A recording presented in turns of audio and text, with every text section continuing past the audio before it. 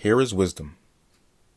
Let him that hath understanding count the number of the beast, for it is the number of a man, and his number is 666. A few people have brought to the attention of even at the doors of the swift movement individual states are pushing for a cashless society, where eventually everywhere on the planet will no longer need cash. The first country that is pushing for a cashless state is Denmark, with its Scandinavian neighbours Norway and Sweden is leading the global trend towards electronic money. South Korea is moving towards a cashless society, and Australia is also pushing for a cashless society, and the UK is pushing for a cashless society where people are already using contactless payments. But many are concerned that it's going to greatly jeopardize the poor. The London Guardian said that we should fear a cashless society, for as we already live in a world that is, as far as the distribution of wealth is concerned, about as unequal as it gets. It may even be as unequal as it's ever been. My worry is, the journalist said, if that a cashless society may exacerbate inequality even further. Well, that's the aim. For the economic instability of the world is marginalizing groups in many Western societies, where the poor are being greatly affected by the financial oligarchs, and the next generation of young people, the millennials, are paralyzed by the global economic crisis. Even those in the media who have a deep knowledge of banking and international finance uses biblical language to describe the road that is leading us to a cashless society. They're taking it even further, where you will need no card now, not even your phone, just your face. And they are pushing for assistance to pay just using facial recognition. And while many observers can see where it is leading, the companies and their competitive nature see it as a great business venture that will increase great revenue in their kitty. On the surface, there seems to be a very intense tug of war between Western intelligence agencies and the tech companies. Well, that's what it looks like. When self-interests clash, it can create a friction and a heated storm. But as both are money-making information-gathering agencies, they both have the same goals. Intelligence agencies who come under the name of SIGINT, that is Signals Intelligence, can easily tap into your phones.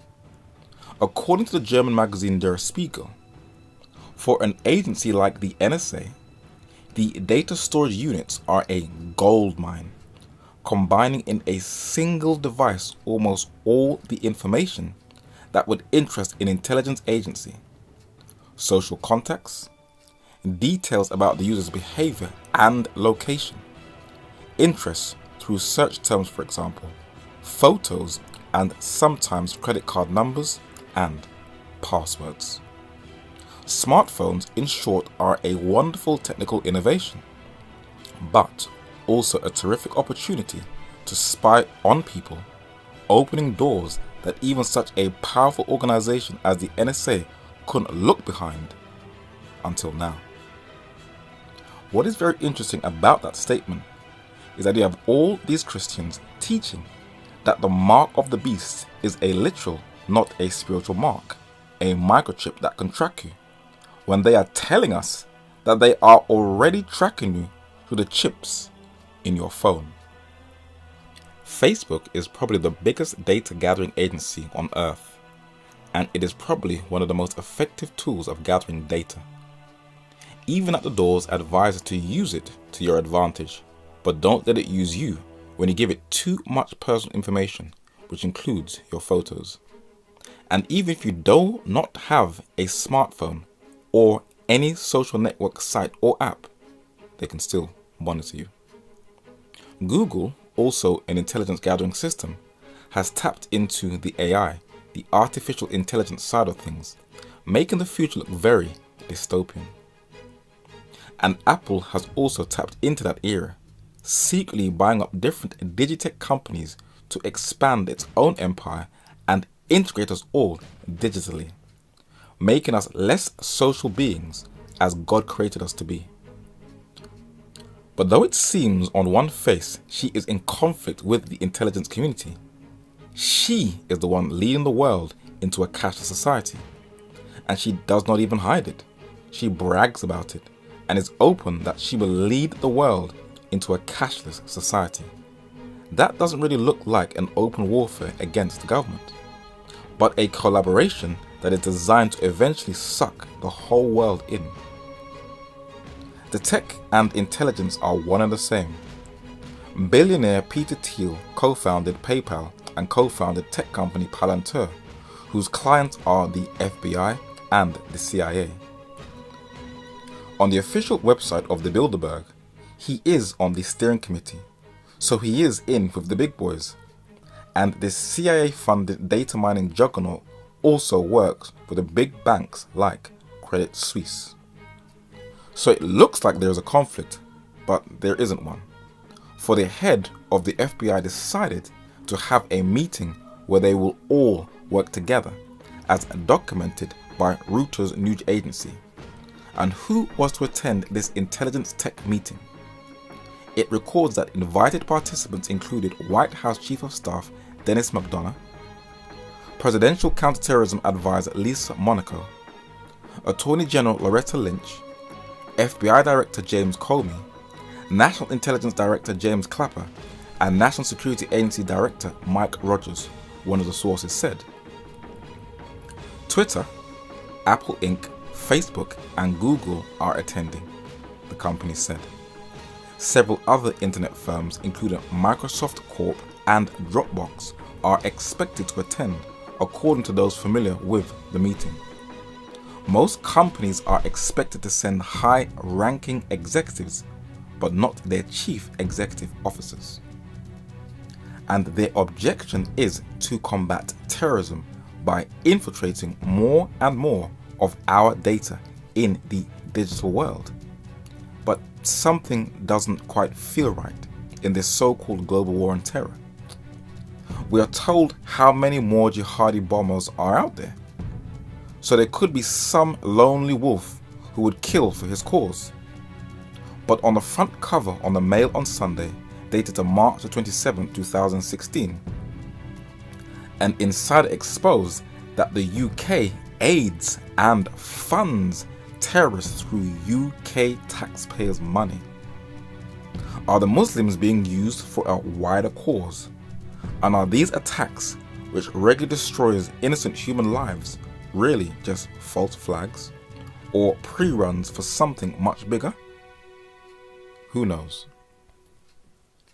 But there is a power that is going to capitalize on all of this chaos and use it to her advantage under the cloak and dagger tactic of world peace. If you told your average person that the papacy, the Roman Catholic Church, wants to claim the whole planet as her fiefdom, they would definitely want you sectioned under the Mental Health Act. She has cleverly distorted history and throughout the 20th century infiltrated governments and the majority of the Protestant churches. These churches no longer believe that the papacy is the beast power of Revelation chapter 13 and 17. Christians today who have embraced a unscriptural, secular, paganized postmodern worldview believe that the beast is a computer in Brussels, no longer a system run by fallen mortals whose leaders parade themselves as demigods. This current generation does not read. They have panic attacks if a video is longer than 5 minutes, only interested in quick flashing imagery and conspiratorial views of the world. When the papacy ruled supreme in the Dark Ages, it embraced the cultures of pre-Christian civilizations by adorning everywhere with colossal-sized religious imagery, creating an impression of ecclesiastical megalomania and papal pomp. How could you not be mesmerized with enormous colossus pillars? huge statues of cardinals and popes, and pagan imagery. On the doors of these panels, you could see a continuation of the religious system of Nimrod, the mighty hunter, the centaur, also known as Sagittarius, one of the astrological gods that was adopted into papal Rome from Greece, the foundation of European culture.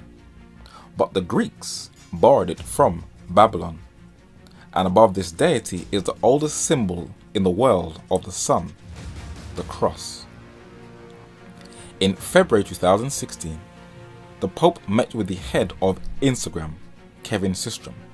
And guess what for? Instagram CEO Kevin Systrom met with Pope Francis on Friday to discuss the power of images to unite people across different cultures and languages. This now adds to the papal clientele of the tech world, where in January the Pope met the head of Apple, who is ushering in slowly and gradually the Cashless Society, and the head of Google Inc. The Vatican also does business with Microsoft, so papal Rome is connected everywhere. And the head and founder of Wikipedia, Jimmy Wales, praises the late John the 23rd, and he attends a Vatican meeting to discuss abortion. It is fair to say that all roads lead to Rome. But why cannot the world see that she is a global player? According to the Win and Gallup International, the world's leading association in market research and polling, the Pope in March 2016 is the most popular leader on the entire planet. An atheist says he is a world leader we need.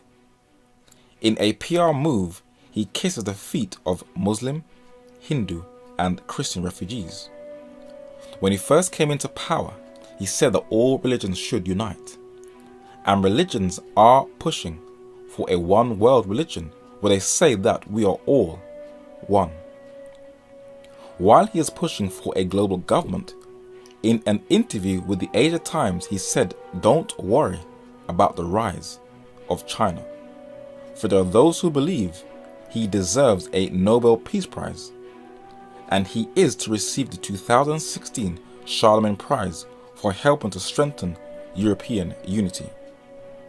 But there are always the odd few out there who can read in between the lines of media hype and occasionally will have the platform of a secular journal to tell the truth. A journalist in the New York Post said what you're seeing is a pantomime for a bigger, more sinister plan.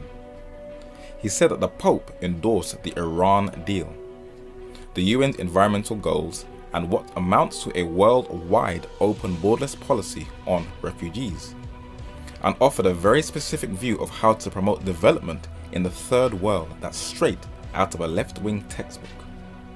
When a leader speaks in these sorts of bureaucratic specifics, he is descending from the highest heavens into ordinary, even trivial reality. He's using his authority in the realm of the spiritual to influence the political behavior of others. But what about Islam? How will the papacy keep her in check? If you ever come across this 734-page book published in 1990 titled The Keys of This Blood, pages 284 and 285 outlines her plans for Islam. The late Pope John Paul II kissed the Islamic's holy book, the Quran. It was an ecumenical tactic to lure Islam in. His successor, Pope Benedict XVI, continued Pope John Paul II's mission by strengthening a stronger alliance with the Islamic world. Though ISIS says its number one goal is to conquer Rome, Islamic terrorists said that they will not be targeting Rome. When Pope Francis I visited Ground Zero in New York in September 2015, he was embraced by an imam, strengthening even closer ties to Islam.